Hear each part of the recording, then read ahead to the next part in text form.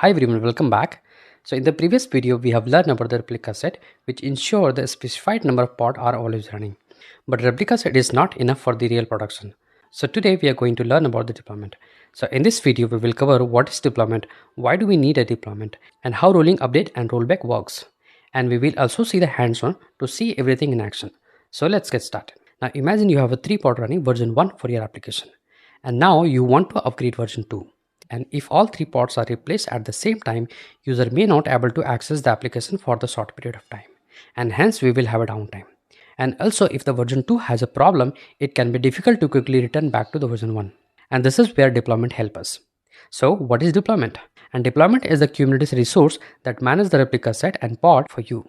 So in simple term, you tell the deployment run 3 copy of version 1 for your application. And later you say now update version 2.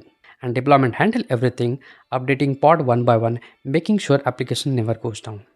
And if version 2 has a problem, you just say rollback and Kubernetes take you back to the version 1 automatically. Now let's see how deployment works. Our deployment does not manage the pod directly. Instead, the deployment create and manage the replica set, and replica set create and manage the pod. And replica set always ensure desired number of pods are always running. So the relationship is deployment, replica set, and pod. So when you update the application image or configuration, deployment first gradually create the pod from the new replica set and then gradually remove the pod from the old replica set and then continue until all the pods are running to the new versions. And this process is called rolling update. And if new version has an issue, deployment scale up the old replica set and deployment scale down the new replica set, and the traffic return to the previous stable versions. And Kubernetes keep the previous replica set, so rollback is always fast and instant. Now let's understand the deployment YAML file line by line. So first we have a API version is equal to app v1, and this is the API version that used for the deployment. Then we have a kind is equal to deployment, and this tell Kubernetes that we want to create a deployment. And then we have a name is equal to my deployment, and this is the name of the deployment. Then we have a replica set is equal to 3, and this means we want 3 pods should be always running for the deployment. Then we have a selector. Selector means deployment uses the label app is equal to nginx to identify and manage the pod. Then we have a templates. Templates is the blueprint for creating the pods. And finally, we have an image and tag. Now let's see everything in action on the real Kubernetes cluster. So for this, we will open the killercoda.com. We will select the playground and wait for the environment to load the cluster. So once it is loaded, let's verify the cluster. And our cluster in ready state. So let's create the YAML file first. Press -i for the insert mode and paste the YAML file. Let's create the deployment. Our deployment has been created. Let's check the status. And you will see our deployment in ready state. Now let's check the replica set, which is automatically created by the deployment. And our replica set is also running. Let's check the pod now. And our pod is also running. Now let's describe the deployment if you want to get the more detail. So here we have a lot of detail about the deployment. As you can see, deployment name is equal to nginx deploy. Then we have a namespace, annotations, labels, selectors, and many more. So currently we have a 3-pod running. Now we will see how we can scale the deployment to the 5-pod. So we will run the scale command kubectl scale deployment and then deployment name and then replica is equal to 5. And it will create the 5-pod for the deployment. And you see we have a 5 pods are running. 2 new pods were added automatically. Now let's try to scale down the deployment to the 3-pod. Now let's check the status. And you see the pod back to the 3 pods. So let's check the rollout status. And you will see the deployment nginx successfully rolled out. This confirm all 3 pods are running with the desired versions. Now let's try to check the rollout history. And you will see the change cost column is equal to none, and this means Kubernetes recorded the change, but it has no idea why this change has been made. So this is exactly why we use annotate command, and this command helps us to add the meaningful message to every revisions. So let's add a message to the current revision. And then check the history again. Now history is readable and meaningful. From this point forward, always annotate before or immediate after the every updates. Now let's update our container image from Nginx 1.212 and 1.23.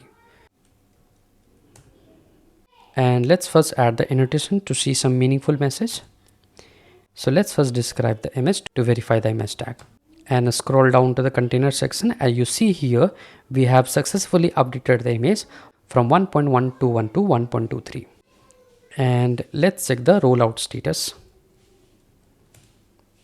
And it has been successfully rolled out. Now let's check the history. And you will see the two revisions here. Both are with meaningful message.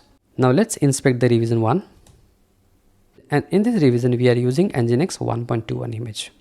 Let's check the revision 2. And here we are using Nginx 1.23.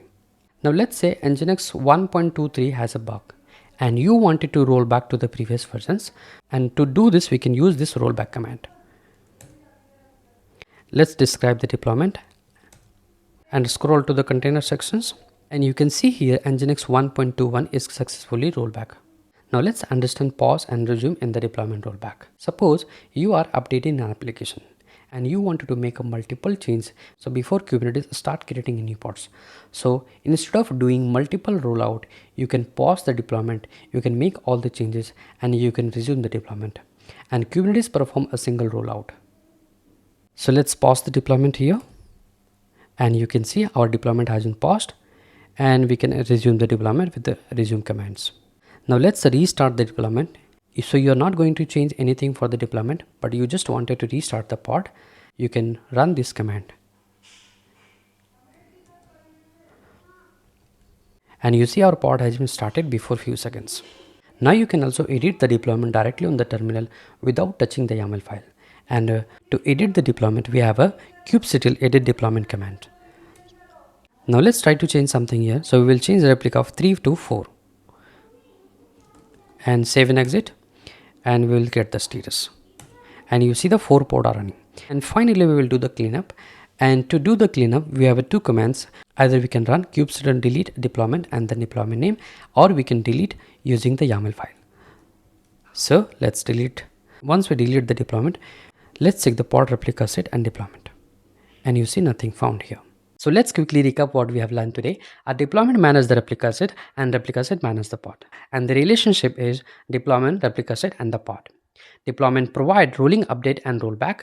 And during the rolling update, old pod are replaced gradually so the application stay available. So every update create new version in the deployment history. So in short, deployment help you to update, scale and roll back applications safely with minimal downtime. And here we have a few commands. This command help you to create the deployment, get the deployment, scale out and scale down, and many more. So that's everything about the Kubernetes deployment. In the next video, we will learn about the deployment strategy.